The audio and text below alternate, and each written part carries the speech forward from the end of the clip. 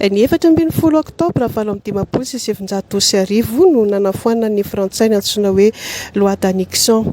Mazava ho azy zany fa daty haiko ho an'ny Madagasikara sy ny Malagasy iray manontolo ny 14 oktobra 1970 nanambarana fa mahaleo tena afaka tao ambany vahony ny mpanjanaka Frantsay ny firenena Malagasy. Ny Repoblika no nampisy nisy lalam-panorenana. Ny mampalahelo anefa dia nozary notakonana izany Repoblika voaloha niteraka ny Repoblika ambony taty aoriana. Any ka ny lalam-panorenana mihitsy no tsy nohajaina tao anatin'izany.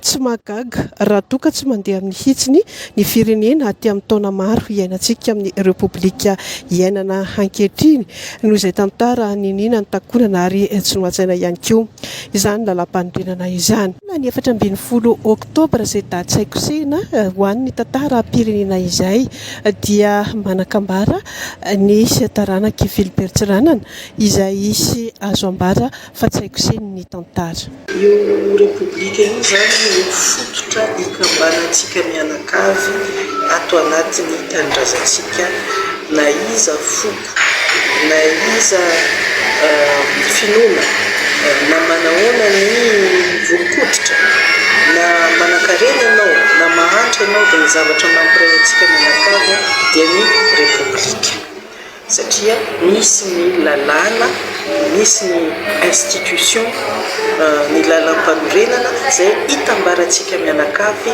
na iza io na iza. Ka ny Repoblika voalohany no fototra nahatongavany Repoblika faharoa, fahatelo, fahaefatra ary ny nahatongavana amin'io dia ny fanovana lalam-panorenana izay tsapa fa hoe metimety kokoa amin'ny toetrandro iainana. Ka manova zany lalam-panorenana ary io zavatra tsy maintsy hajaina, tsy maintsy ampiarina. Mampalahelo fa ny fototra ny Repoblika voalohany dia niezahana mihitsy tsy ahafantaran'olona azy anefa fotoana izay nahafantaran'ny Malagasy fahasambarana.